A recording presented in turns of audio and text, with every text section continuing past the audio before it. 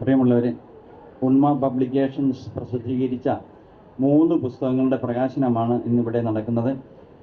എഴുമാവിൽ രവീന്ദ്രനാഥിൻ്റെ സ്നേഹവിരൽ കവിതകൾ, ഹൃദയവാഹിനി കവിതകൾ, കോക്കാംപീച്ചി ബാലസാഹിത്യം. ഈ ചടങ്ങിനെ കൂടുതൽ സംസാരിക്കാനുള്ള സമയമില്ലാത്തതുകൊണ്ട് ചുരുക്കി കൊണ്ടുപോകാൻ അധ്യക്ഷത വഹിക്കുന്നതിന് ഞാൻ എന്നെ തന്നെ നോർനാട് മോഹനെ ക്ഷണിക്കുകയാണ്. പിന്നെ ഇതിൻ്റെ സ്വാഗതം ആശംസിക്കുന്നതിനായി എഴുത്തുകാരൻ തന്നെയായ എഴുമാവിൽ രവീന്ദ്രനാഥിനെ ഞാൻ ക്ഷണിക്കുന്നു.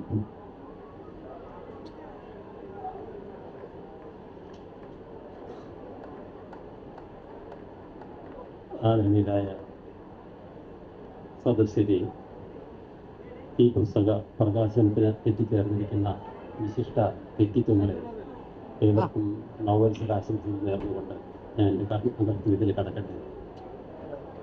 എന്തുകൊണ്ടും ധന്യമായൊരു നിമിഷമാണ് എൻ്റെ ജീവിതത്തിലേത്.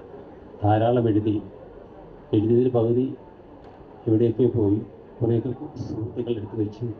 അതെല്ലാം കൂടെ ശേഖരിക്കാൻ വേണ്ടി പല ആൾക്കാരും പല തവണ പറഞ്ഞതിൻ്റെ ഫലമായിട്ടാണ് ഈ പുസ്തകം രൂപം കൊള്ളുന്നത്. അതിനൊരു ചെറിയ നിമിത്തമുണ്ട്. എൻ്റെ ആത്മാസുഹൃത്തായ നാട്ടിലെ കോട്ടയത്തുള്ള CC ചെമ്പക്കര എന്ന് പറയുന്ന ഒരു കവിയുണ്ട്. അദ്ദേഹവും ശ്രീ ഉണ്മ മോഹനും തമ്മിൽ ഒരു ചെറിയ സംഭാഷണം നടന്നു. സംഭാഷണത്തിനിടയിൽ എഴുമാവിൽ രവീന്ദ്രനാഥ് എന്ന് പറയുന്ന വ്യക്തിയെക്കുറിച്ച് ഇവിടെ സംഭാഷണമാണ്. അപ്പോൾ മോഹൻ ചോദിച്ചു, ആളിപ്പോഴും ഉണ്ടോ എന്ന് ചോദിച്ചു. അല്ല, ഇപ്പോഴും ഉണ്ടെൻ്റെ. അല്ല, അദ്ദേഹത്തിൻ്റെ പാട്ടുകളൊക്കെ ഞാൻ റേഡിയോയിൽ സ്ഥിരമായിട്ട് കേൾക്കുമായിരുന്നു. ഒത്തിരി വയസ്സായി കാണുമല്ലേ, പുസ്തകങ്ങളൊന്നും ഇതുവരെ ഇറക്കിയിട്ടില്ല അല്ലേ. അപ്പോൾ അതിൽ നിന്നാണ് ഈ പുസ്തകത്തിൻ്റെ തുടക്കം എന്ന് പറയാതിരിക്കുന്നത്. ഒത്തിരി എഴുതിയെന്ന് ഞാൻ പറഞ്ഞല്ലോ.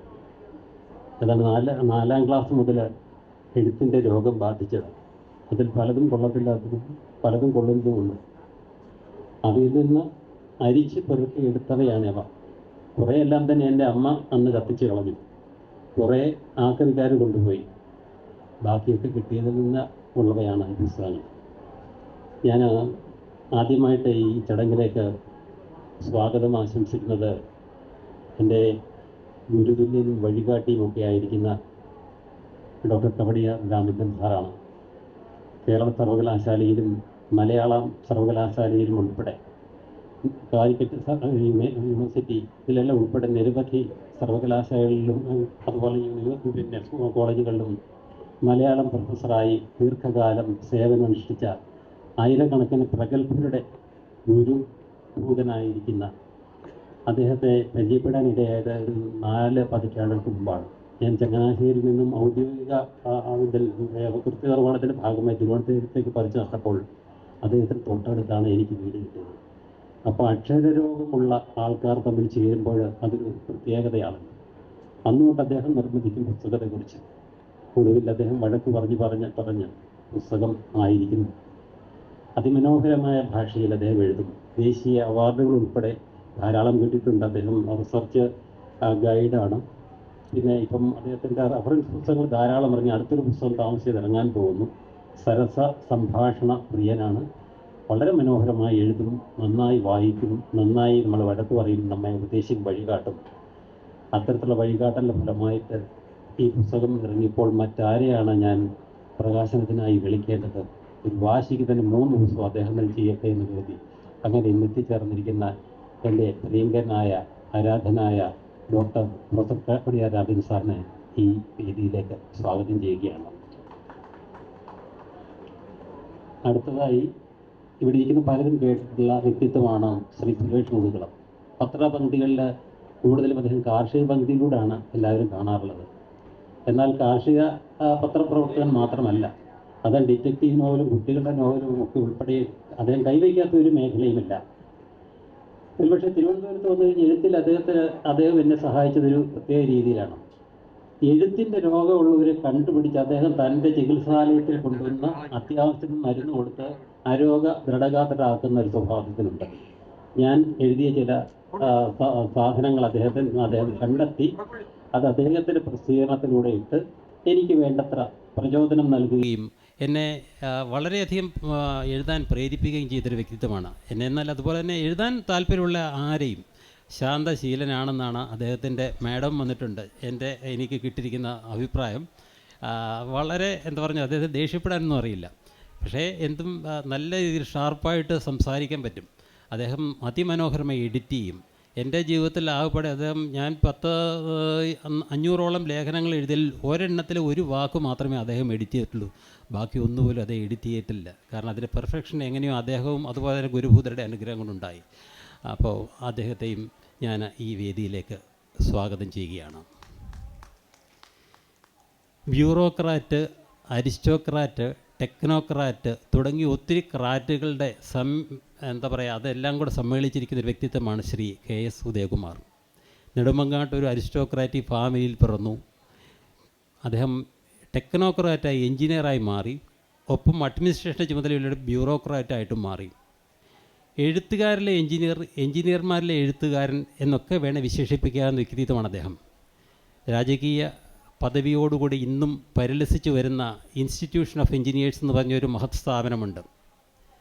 ബ്രിട്ടീഷുകാരുടെ കാലത്ത് സ്ഥാപിച്ച റോയൽ ചാർട്ടറിനാൽ സ്ഥാപിക്കപ്പെട്ട ആ സ്ഥാപനത്തിൻ്റെ കേരളത്തിലെ തിരഞ്ഞെടുക്കപ്പെട്ട ചെയർമാനാണ് അദ്ദേഹം. അതിമനോഹരമായി എഴുതും. മാധ്യമ അവാർഡുകൾ നിരവധി കിട്ടിയിട്ടുണ്ട്. എന്നെ പലപ്പോഴും പല കാര്യങ്ങളിൽ അപ്രീസിയേറ്റ് ചെയ്യുകയും ക്രിട്ടിസൈസ് ചെയ്യുകയും ചെയ്യാനായിട്ട് അവകാശവും അധികാരവുമുള്ള ഒരു തിരഞ്ഞെടുത്തുകാരനാണ് അദ്ദേഹം. എനിക്ക് എന്തും തുറന്നു പറയാനും ഒക്കെയുള്ള ആ സ്വാതന്ത്ര്യം നൽകിയിട്ടുണ്ട്. അപ്പോൾ അതുകൊണ്ടാണ് അദ്ദേഹത്തിന് ഈ ചടങ്ങിലേക്ക് ഞാൻ വിളിച്ചത്. അദ്ദേഹത്തിനെയും ഈ ചടങ്ങിലേക്ക് സ്വാഗതം ചെയ്യുകയാണ്. മൂന്നാമത്തേത് എൻ്റെ യാത്രയ്ക്കിടയിൽ കണ്ടുമുട്ടിയൊരു മുത്താണ്.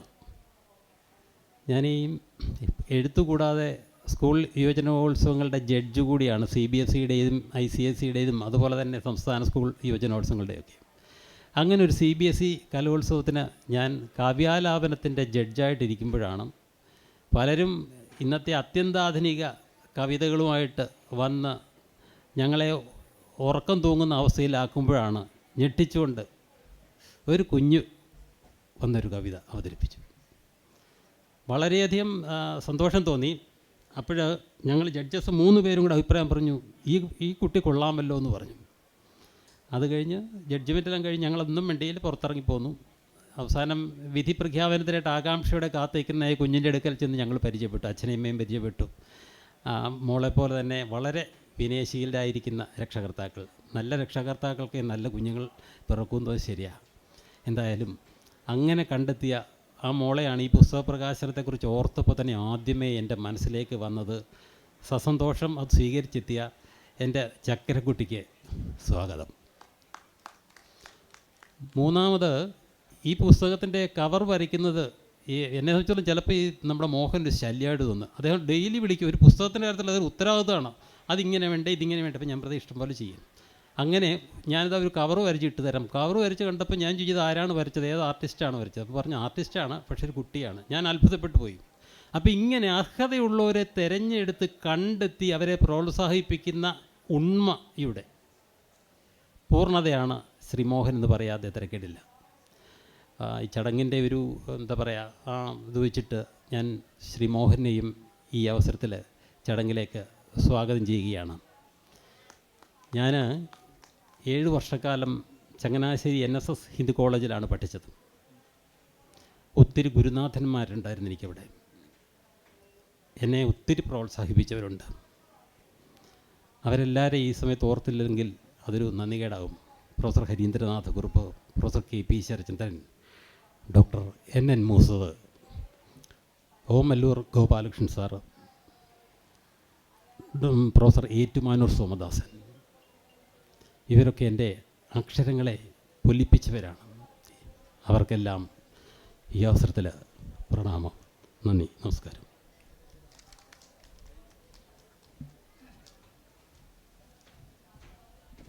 നമുക്ക് ആദ്യമേ പുസ്തകത്തിൻ്റെ പ്രകാശനം നടത്തുകയും പിന്നെ ഹരിതത്ത് അത് പറഞ്ഞ് പൂർത്തിയായില്ല. അദ്ദേഹം ഗുരുനാഥന്മാരെ പറ്റി പറഞ്ഞിങ്ങനെ തൊണ്ടയിടറിയെന്ന് തോന്നുന്നു. ഹരിതത്താണ് കൊക്കാമ്പീച്ചി എന്ന പുസ്തകത്തിൻ്റെ കവർ വരച്ചിരിക്കുന്നത്. ഹരിതത്തും നൂറനാട് CBM ഹൈസ്കൂളിലെ 8ാം ക്ലാസ് വിദ്യാർത്ഥിയാണ്. അദ്ദേഹത്തിൻ്റെ ഹരിതത്തിൻ്റെ അച്ഛൻ അതേ സ്കൂളിലെ അധ്യാപകനാണ്. അമ്മ ബാങ്ക് ഉദ്യോഗസ്ഥയാണ്.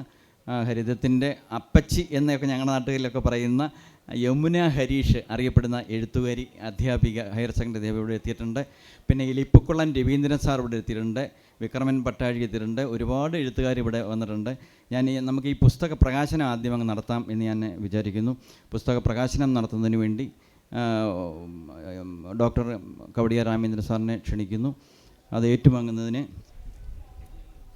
സ്നേഹവിരൽ എന്ന പുസ്തകം ആദ്യം അത് ഏറ്റുവാങ്ങുന്നത് സുരേഷ് മുതുകുൾ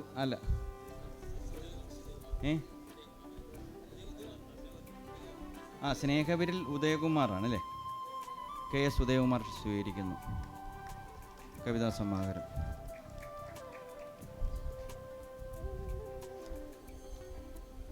ഇനി അടുത്തത് ഹൃദയവാഹിനി എന്ന കവിതാ സമാഹാരം ഏറ്റുവാങ്ങുന്നത് സുരേഷ് മുതുകുളം. ഗ്രന്ഥകർത്താവ്.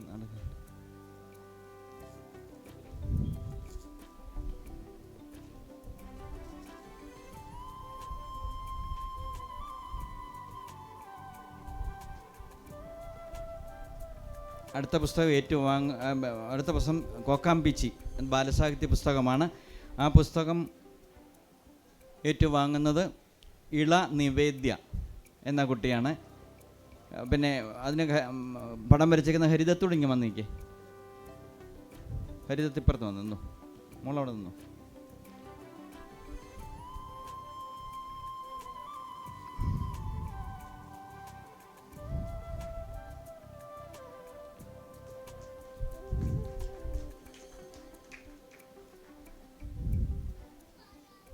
പുസ്തക പ്രകാശനം നടത്തിയ ഡോക്ടർ കവടിയാർ രാമേന്ദ്രൻ സാറിനെ ക്ഷണിക്കുകയാണ്. ഇനി 16 മിനിറ്റ് ആണ് ഇനി നമുക്കുള്ളത്. ഈ പുസ്തകങ്ങൾ ഉണ്മ സ്റ്റാൾ, ഈ സ്റ്റേജിൻ്റെ മുന്നിൽ തന്നെ ഉണ്മയുടെ സ്റ്റാളുണ്ട്. അവിടെ ഈ പുസ്തകങ്ങളെല്ലാം ലഭ്യമാണ്. രാമേന്ദ്രൻ സാറിനെ ക്ഷണിക്കുന്നു.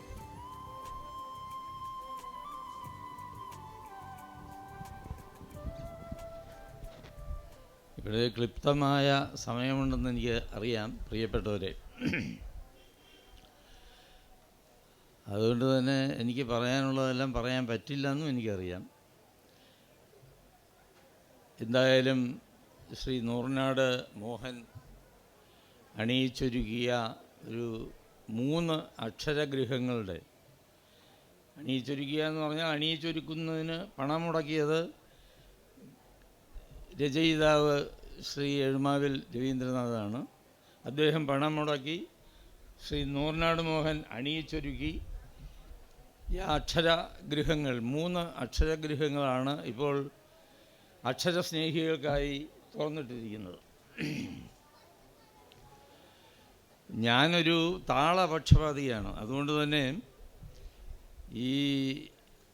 ഞാനിപ്പോൾ എന്നെ ഈ പ്രകാശനം നടത്താൻ വേണ്ടി ക്ഷണിച്ചതിന് ഒരു കാരണം ഞാൻ കണ്ടെത്തിയിരിക്കുന്നത് ഈ എഴുമാവിലിൻ്റെ കവിതയായാലും ഗാനങ്ങളായാലും ഒക്കെ എനിക്ക് തോന്നുന്നു ഈയിടയ്ക്ക് ഏറ്റവും കൂടുതൽ കേട്ടിട്ടുള്ളത് ഞാനാണ്. കവിത എൻ്റെ വീട്ടിൽ വന്നിരുന്ന് ഞാൻ ചൊല്ലിക്കൊണ്ടിരിക്കും. പുതിയതായിട്ട് എഴുതുന്നത് അത് തീരുന്നതിന് മുമ്പ് ചൊല്ലിത്തുടങ്ങും. ഗാനങ്ങൾ പാടും. എഴുമാവിൽ നല്ലൊരു പാട്ടുകാരനാണെന്ന് കൂടി നിങ്ങൾക്കെല്ലാം അറിയാമെന്നാണ് എൻ്റെ വിശ്വാസം. അവൻ പാട്ടുകൾ കേൾക്കും, കവിതകൾ ചൊല്ലിക്കേൾക്കും, ചിലത് മുഴുവനും കേൾക്കും, ചിലത് കുറച്ച് കേൾക്കും. അങ്ങനെ ഈ കുറേ വർഷങ്ങളായി ഈ പാട്ടുകളും കവിതകളുമൊക്കെ നിരന്തരമായി എഴുമാവിലിൻ്റെ മധുരമായ സ്വരത്തിൽ കേട്ടുകൊണ്ടിരിക്കുന്ന ഒരു മഹാഭാവിയാണ് ഞാൻ. മഹാഭാവി എന്ന് പറഞ്ഞാൽ ഞാൻ എന്നെ സ്വയം വിലയിരുത്തിയതാണ്. അല്ലാതെ ആ കേൾക്കാൻ സുഖമുള്ള പാട്ടുകൾ അല്ലെങ്കിൽ കവിതകളൊക്കെ കേട്ടുകൊണ്ടിരിക്കുന്നത് തീർച്ചയായും ഒരു നല്ല അനുഭവമായിട്ടാണ് എനിക്ക് എപ്പോഴും തോന്നാറുള്ളത്. ഞാൻ പക്ഷപാതിയാണ് എന്ന് പറയാൻ കാര്യം, നമ്മളിപ്പോൾ ഈ കവിത വന്ന് താളബോധമില്ലാതെ എഴുതി തുടങ്ങി ചറപറ 300, 500, 600, 700, 1000 കവികൾ ഇങ്ങനെ തിരുവനന്തപുരത്തും കുന്നുകൂടിയിരിക്കുകയാണ്. ആർക്കും കവിത എഴുതാമെന്നുള്ളൊരു അവസ്ഥയിൽ ചെന്ന് എത്തിപ്പെട്ടിരിക്കുന്ന ഒരു കാലത്താണ് നാം ഇന്ന് ജീവിക്കുന്നത്. ഗദ്യ കവിതകളും നല്ല താളത്തിൽ എഴുതാം, പദ്യ കവിതകളും എഴുതാം. എന്നാൽ ഈ ചില തൊക്കട കവികൾ അവർക്ക് ഈ എഴുതാൻ എളുപ്പമുള്ള ഒരു സാധനമാണ് ഈ കവിത എന്ന് വെച്ചിട്ട് ഒരു താളബോധവും ഇല്ലാതെ ചപ്പട്ട കവിതകൾ എഴുതി ആളുകളെ കവിതയിൽ നിന്ന് അകറ്റിക്കൊണ്ടിരിക്കുന്ന ഒരു കാലയളവ് കൂടിയാണിത്. അതുകൊണ്ട് തന്നെ കവിത കണ്ടാൽ, അല്ലെങ്കിൽ കവിത കണ്ടാൽ അറിയാൻ വയ്യാതെ ഇരിക്കുന്ന ഒരവസ്ഥയുണ്ട്. അതിന് മുകളിൽ കവിത എന്ന് എഴുതി വയ്ക്കണം. അതാണ് ശർക്കരയുടെ പുറത്ത് ശർക്കര എന്ന് എഴുതി വയ്ക്കേണ്ട ആവശ്യമില്ലല്ലോ. അപ്പം കവിത എന്ന് എഴുതി വയ്ക്കേണ്ട ഒരു ദുരന്തമായ അവസ്ഥ കൂടി നാം നേരിട്ടുകൊണ്ടിരിക്കുകയാണ്. വാസ്തവത്തിൽ കവിതയ്ക്കിവിടെ ജീവൻ എന്ന് പറയുന്നത് താളമാണ്.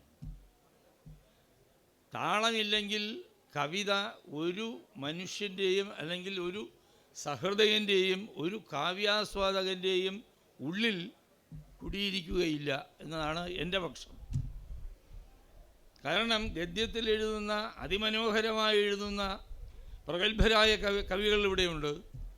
അവർ തന്നെ പദ്യത്തിലും താളത്തിലും എഴുതാറുണ്ട്.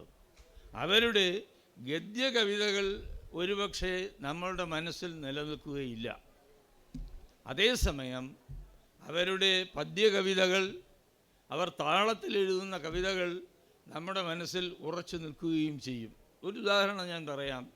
സച്ചിദാനന്ദൻ പ്രഗത്ഭനായ മലയാളത്തിലെ ഒരു കവിയാണ്. സച്ചിദാനന്ദൻ അതിമനോഹരമായ കവിതകൾ ഗദ്യത്തിലും അതേപോലെ തന്നെ മധുരമായ കവിതകൾ പദ്യത്തിലും എഴുതാറ്. പക്ഷേ സച്ചിദാനന്ദൻ്റെ വരികൾ കവി ആസ്വാദകരെ സംബന്ധിച്ചിടത്തോളം ചോദിച്ചാൽ അദ്ദേഹം താളത്തിൽ എഴുതിയ ഒരു കവിതയുടെ വരികളായിരിക്കും ചൊല്ലുന്നത്. ഉദാഹരണം, വൈലോപ്പിള്ളിയെ കുറിച്ച് സച്ചിദാനന്ദൻ എഴുതിയ ഇവനെ കൂടി എന്ന് പറയുന്ന ഒരു കവിതയുണ്ട്. അതായിരിക്കും പലപ്പോഴും ഈ കാവ്യാസ്വാദകൻ്റെ ഉള്ളിൽ നിൽക്കുന്നത്. അതുകൊണ്ട് എനിക്ക് പറയാനുള്ളത്, കവിത എഴുതാൻ അറിയാവുന്നവർ, കവിത എന്ന് പറഞ്ഞാൽ അറിയാവുന്നവരെന്ന് പറഞ്ഞാൽ ഈ പ്രതിഭ എന്ന് പറയുന്നത് നമുക്ക് ബിഗ് ബസാറിൽ പോയാൽ വില കൊടുത്ത് വാങ്ങാവുന്നതല്ല, ഒരിടത്തുനിന്നും വിലയ്ക്ക് വാങ്ങാവുന്നതല്ലല്ലോ ഈ പ്രതിഭ എന്ന് പറയുന്നത്. പ്രതിഭയുള്ളവർക്ക് കവിത എഴുതാൻ പറ്റൂ. അപ്പോൾ അങ്ങനെ കവിതയുള്ളവർ താളത്തിൽ കൂടി കവിത എഴുതുന്നതാണ് നല്ലത് എന്നതാണ് എൻ്റെ പക്ഷം. അതായത് ഈ അമ്മുമ്മമാർ ചുരിദാർ ഇടുന്നതിനേക്കാൾ നല്ലത് ഒരുപക്ഷെ മുണ്ടും നേരിയത് കൊടുക്കുന്നതാണ് എന്നാണ്. അതിനെ കാണാൻ ഭംഗി എന്തായത് അതുതന്നെയാണ്. ഒരുപക്ഷെ സൗകര്യം അവർക്ക് ചുരിദാർ ഉപയോഗിക്കുന്നതായിരിക്കും. പക്ഷേ നമുക്ക് അന്യർക്ക് കാണാൻ സൗന്ദര്യം, കാണാൻ ഇഷ്ടം ആയി തോന്നുന്നത് തീർച്ചയായിട്ടും മുണ്ടും നേരിയതുമായിരിക്കും. അതാണ് നമ്മൾ കുറേ കാലം ഇതൊക്കെ ഫാസ്റ്റ് ഫുഡൊക്കെ കഴിച്ച് ഒടുവിൽ മടുക്കുമ്പോൾ പിന്നെ ആലോചിക്കുന്നത് കഞ്ഞിയും പയറും ആകാമെന്നാണ്. കഞ്ഞിയും പയറും കഴിക്കുമ്പോൾ അതിൻ്റെ ഒരു സുഖമുണ്ട്. അതുപോലെയാണ് താളമുള്ള കവിതകൾ നമ്മൾ വായിക്കുമ്പോഴും അത് ആസ്വദിക്കുമ്പോഴും നമുക്കുണ്ടാകുന്ന ഒരു സുഖം. ഇത്രയും ഞാൻ പറഞ്ഞത്. ഈ എഴുമാവിൽ രവീന്ദ്രനാഥ് എഴുതുന്ന കവിതകളെല്ലാം താളമുള്ളതാണ്, വ്യത്യസ്തമായ താളം. ഞാൻ ഒരു 2 വരി ഒന്ന് ചൊല്ലിക്കൂടാ. ഇത് ഹൃദയവാഹിനി എന്ന് പറയും.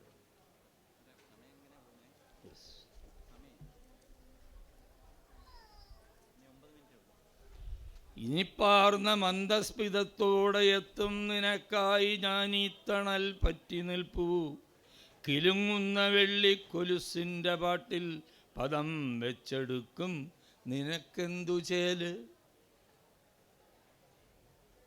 ഇനി ഇതുപോലെയുള്ള താളങ്ങൾ, വ്യത്യസ്തമായ താളങ്ങളിൽ ആ വിഷയത്തിനനുസരണമായ താളത്തിലാണ് രവീന്ദ്രനാഥ് എഴുതാറ് പതിവ്. അതുപോലെ തന്നെ ഈ വ്യത്യസ്തമായ വിഷയങ്ങൾക്കനുസരണമായി വ്യത്യസ്തമായ ഭാഷയും അദ്ദേഹം ഉപയോഗിക്കാറുണ്ട്. ഇതാണ് കവിയുടെ ഏറ്റവും വലിയ മിടുക്ക്. പ്രതിഭയുള്ള കവികൾ അങ്ങനെ ആയിരിക്കും എന്ന് ഞാൻ വിശ്വസിക്കുന്നു. നന്ദി, നമസ്കാരം.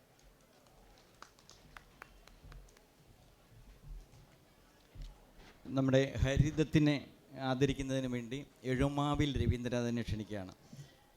ചിത്രം വരച്ച ഹരിദത്ത് എന്ന കുട്ടിയെ ആദരിക്കുന്നതിന് ഗ്രന്ഥകാരനെ തന്നെ ക്ഷണിക്കുന്നു.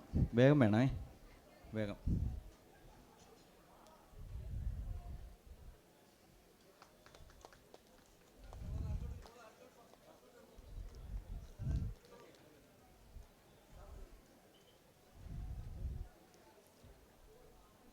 പുസ്തകം ഏറ്റുവാങ്ങിയ സുരേഷ് മുതുകുളം സാറിനെ ക്ഷണിക്കുന്നു. ബഹുമാന്യരെ, സമയം വളരെ പരിമിതമാണ്.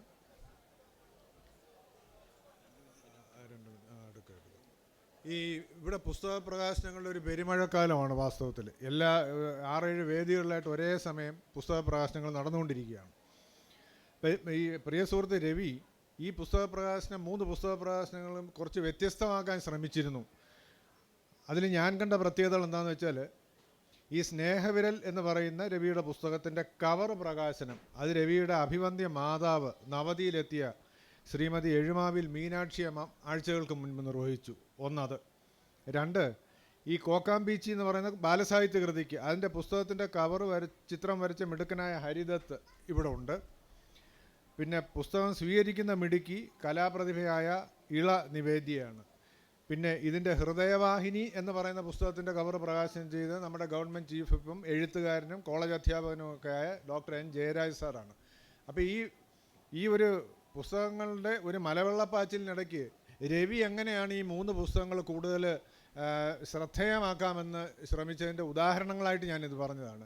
പിന്നെ ഇതിനെല്ലാം ഉപരി ഇത് പ്രകാശനം ചെയ്യാൻ പ്രഗത്ഭ അധ്യാപകനും എഴുത്തുകാരനും ചിന്തകനുമൊക്കെയായ കവടിയാർ രാമേന്ദ്രൻ സാറിൻ്റെ സാന്നിധ്യം. പിന്നെ രവിയെക്കുറിച്ച് പറയാനാണെങ്കിൽ ഇതൊന്നും ഈ സമയമൊന്നും പോരാ.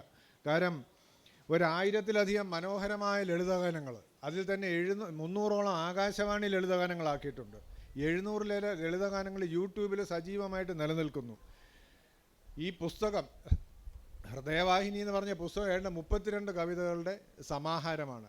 അത് ഒരേ സമയം നമ്മളെ ഈ മാനവരാശിയെ ഒന്നുപോലെ ഭീതിയിലാഴ്ത്തിയ നിപ്പ വൈറസ്, കൊറോണ തുടങ്ങിയ പ്രശ്നങ്ങളിലേക്കൂടെ പിടിച്ച ഒരു കണ്ണാടിയാണ്. അത്തരം ചില കവിതകൾ ഇതിനകത്ത് വന്നിട്ടുണ്ട്. അത് ഈ ഒരു എഴുത്തുകാരൻ എങ്ങനെയാണ് ഈ നിപ്പ വൈറസിൻ്റെ പ്രധാനപ്പെട്ട രക്തസാക്ഷി എന്ന് പറഞ്ഞാൽ മനുഷ്യൻ, അതുപോലെ തന്നെ ഇത് വകവരുത്തുന്ന ഇതിനിടയാക്കുന്ന വവ്വാലുകളെ, അപ്പോൾ വവ്വാലുകൾ ഖേദിക്കുന്നു എന്നോ മറ്റോ പറഞ്ഞിട്ടൊരു കവിത അതിലുണ്ട്. വവ്വാലുകൾ പ്രതിഷേധിക്കുന്നു എന്ന് പറഞ്ഞൊരു കവിത ഇതിനകത്തുണ്ട്.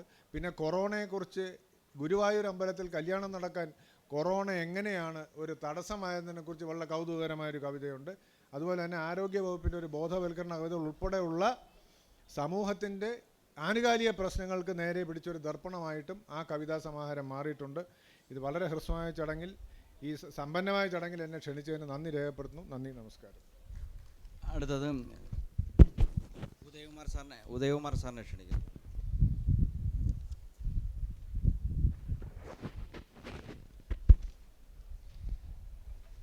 ഇതിൽ വേദിയിലും സദസ്സിലും ഇരിക്കുന്ന സംപൂജ്യരായ ഗുരുജനങ്ങളെ, സഹപ്രവർത്തകരെ, നമസ്കാരം. ഞാൻ എഴുമാവിൽ രവീന്ദ്രനാഥ് എന്ന എൻ്റെ സഹോദരതുല്യനായ വ്യക്തിയെ ഒരു എഴുത്തുകാരൻ എന്നതിലുപരി നന്നായിട്ട് കവിത ചൊല്ലുന്നൊരു വ്യക്തിയാണ് അദ്ദേഹം. അദ്ദേഹത്തിൻ്റെ അമ്മ എന്ന കവിത പലപ്പോഴും ഞങ്ങൾ രാത്രിയിലെ യാമങ്ങളിൽ അത് പാടാറുണ്ട് അദ്ദേഹം. ഇതിൽ ആ മുതൽ ആ വരെയാണ്, അമ്മ മുതൽ അരിക്കൊമ്പൻ വരെയുള്ള കവിതയാണ് ഈ സ്നേഹവിരൽ എന്ന കവിതാ സമാഹാരത്തിൻ്റെ ബുക്കിൽ ഉൾപ്പെടുത്തിയിരിക്കുന്നത്. ഞാൻ വ്യത്യസ്തമായ മേഖലകളിലുള്ള വ്യക്തിയാണെങ്കിലും ഈ എൻ്റെ യാത്രകളിലുടനീളം ഇദ്ദേഹത്തിൻ്റെ കവിതകളും, അതുപോലെ രാവിലെ ഒരു 10-15 മിനിറ്റ് നടക്കാൻ ഇറങ്ങുമ്പോഴും ശ്രീ എഴുമാവിൽ രവീന്ദ്രനാഥിൻ്റെ കവിത ഇങ്ങനെ കേൾക്കാറുണ്ട്. ഞാൻ അതിൻ്റെ എനിക്കിഷ്ടപ്പെടാത്ത കാര്യങ്ങൾ ഞാൻ പറയാറുമുണ്ട്. അതാണ് അദ്ദേഹം ആദ്യമേ ആമുഖമായി സൂചിപ്പിച്ചത്. അത് നല്ലതാണ്. ഒരാളിനെ നമ്മൾ ഗുണങ്ങൾ മാത്രം കാണുമ്പോൾ അതിലുള്ള ചെറിയ ചെറിയ കുറവുകളും കൂടെ നമ്മൾ സംസാരിക്കുന്നത് എപ്പോഴും ആ അടുപ്പത്തിൻ്റെ ലക്ഷണമാണ്. അദ്ദേഹത്തിൻ്റെ നല്ല ശബ്ദം, അത് ഈ വേദിയിൽ ഇപ്പോൾ സമയമില്ലെങ്കിൽ പോലും അദ്ദേഹത്തിൻ്റെ ശബ്ദമാണ് എനിക്ക് എഴുത്തിനേക്കാൾ ഇഷ്ടപ്പെട്ടത്. എഴുത്ത് ഇഷ്ടപ്പെട്ടില്ല എന്നുള്ളതല്ല, നല്ല ശബ്ദത്തിൽ വളരെ രസകരമായി അദ്ദേഹം എന്താ പറയുക പാടി തിമർക്കാറുണ്ട്. അത് എന്നെ അതിശയപ്പെടുത്തിയിട്ടുണ്ട്. ഞാൻ വളരെ അസൂയയോടുകൂടി അദ്ദേഹത്തെ വീക്ഷിക്കാറുമുണ്ട്. എന്തായാലും ഈ പ്രൗഢമായ ചടങ്ങിൽ എന്നെ ക്ഷണിച്ച ഇതിൻ്റെ നടത്തിപ്പുകാരോട് എൻ്റെ നന്ദി അറിയിക്കുന്നു. അതോടൊപ്പം തന്നെ എഴുത്തുകാരോടും ഉന്മാ പബ്ലിക്കേഷനോടും എൻ്റെ അദമ്യമായ സ്നേഹാദരവ് പ്രകടിപ്പിക്കുന്നു. നന്ദി, നമസ്കാരം. പുസ്തകം ഏറ്റുവാങ്ങി ഇള നൈവേദ്യം. ഒരു മിനിറ്റ്. എന്തെങ്കിലും ഒരു വാക്ക് പറഞ്ഞു.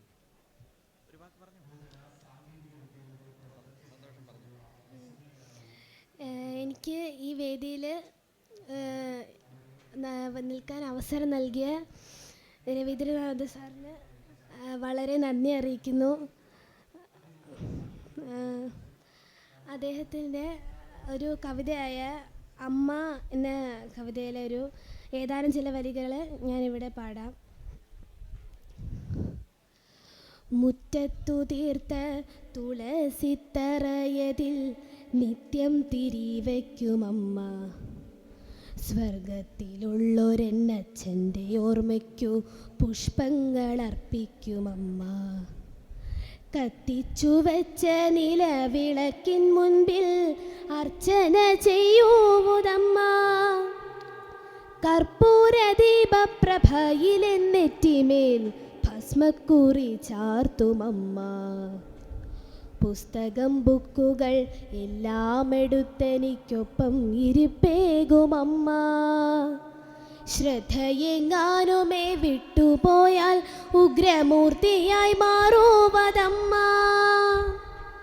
അധ്യാപനം കഴിഞ്ഞോട്ടു തളികയിൽ പാൽക്കഞ്ഞി നൽകുവതമ്മ.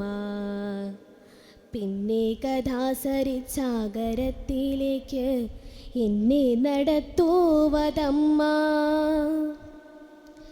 നെഞ്ചകത്തിൻ്റെ പാലാഴി പോഷുന്ന നിലവാണെൻ്റെ അമ്മ. നന്ദി. ചിത്രം വരച്ച ഹരിദത്തിന് ഒരു വാക്ക് പറയാം. വാ, പെട്ടെന്ന് വാ.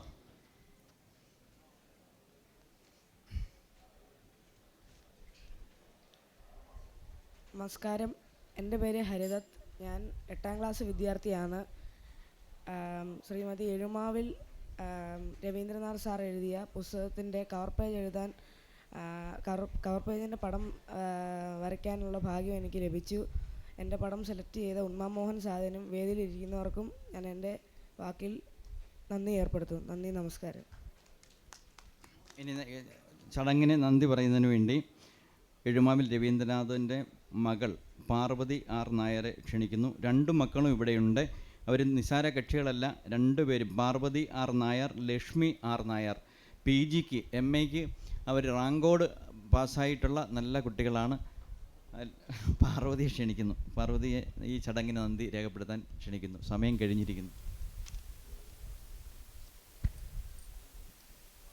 എൻ്റെ അച്ഛൻ്റെ 3 പുസ്തകങ്ങൾ പ്രകാശനം ചെയ്യപ്പെട്ട ഈ വേളയിൽ ഇവിടെ എല്ലാവർക്കും എൻ്റെ ഹൃദയത്തിൻ്റെ ഭാഷയിൽ ഞാൻ നന്ദി രേഖപ്പെടുത്തുന്നു. പുസ്തകം പ്രകാശനം ചെയ്ത എൻ്റെ പിതാവിൻ്റെ ഗുരുസ്ഥാനീയനായ പ്രൊഫസർ ഡോക്ടർ കൗടിയാർ രാമചന്ദ്രൻ സാറിനോടുള്ള കൃതജ്ഞത ഈ അവസരത്തിൽ അറിയിക്കുന്നു. ഈ ചടങ്ങിന് അധ്യക്ഷം വഹിച്ച ശ്രീ നൂറനാട് മോഹൻ, പുസ്തകങ്ങൾ സ്വീകരിച്ച ശ്രീ സുരേഷ് മുതുകുളം, KS ഉദയകുമാർ, ഇള നിവേദ്യ, പുസ്തകത്തിൻ്റെ കവർ ചിത്രം വരച്ച ഹരിദത്ത് എന്നിവരോടുമുള്ള നന്ദി ഈ വേളയിൽ രേഖപ്പെടുത്തുന്നു. ഒരിക്കൽ കൂടി ഈ ചടങ്ങിന് സാക്ഷ്യം വഹിച്ച എല്ലാവരോടുമുള്ള നന്ദി അറിയിക്കുന്നു. നമസ്കാരം.